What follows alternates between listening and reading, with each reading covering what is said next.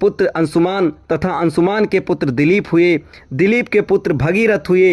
इन्हीं भगीरथ ने अपनी तपोबल से गंगा को पृथ्वी पर लाया था। भगीरथ के पुत्र कुकत्स और कुकत्स के पुत्र रघु हुए। रघु के अत्यंत तेजस्वी और पराक्रमी नरेश होने के कारण उनके बाद इस वंश का नाम रघुवंश हो गया। रघु के पुत्र प्रवृद्ध हुए जो एक साप के कारण राक्षस हो गए थे।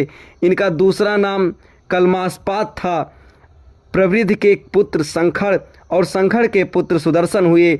सुदर्शन के पुत्र का नाम अग्निवर्ण था। अग्निवर्ण के पुत्र शीघ्रग्र के पुत्र हुए और शीघ्रग्र के पुत्र मरु हुए। मरु के पुत्र प्रसुश्रुक और प्रसुश्रुक के पुत्र अम्बरीश हुए।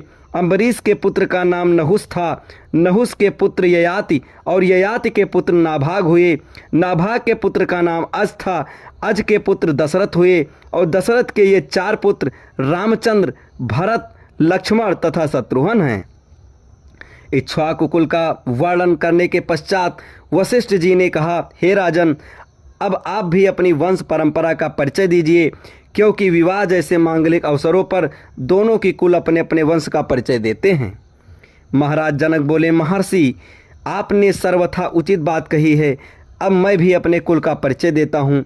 प्राचीन काल में निमि नाम के एक धर्मात्मा राजा थे।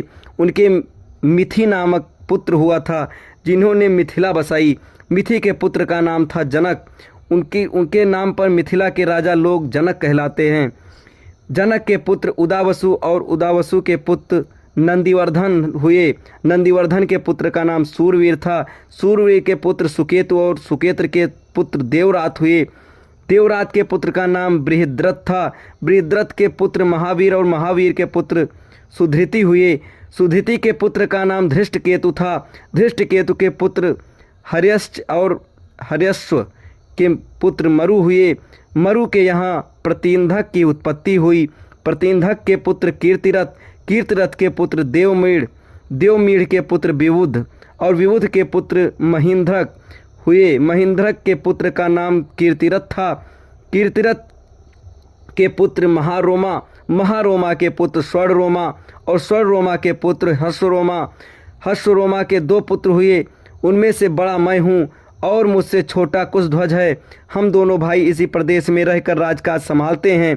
कुछ काल पहले सांकाश्य के पराक्रमी राजा सुंधवा ने मिथिला पर आक्रमण कर दिया था। वह चाहता था कि मैं सीता का विवाह उसके साथ कर दूं। मैंने उसकी मांग पूरी नहीं की, इसलिए उसके साथ मेरा युद्ध हुआ, जिसमें सुंधवा मेरे हाथ से मारा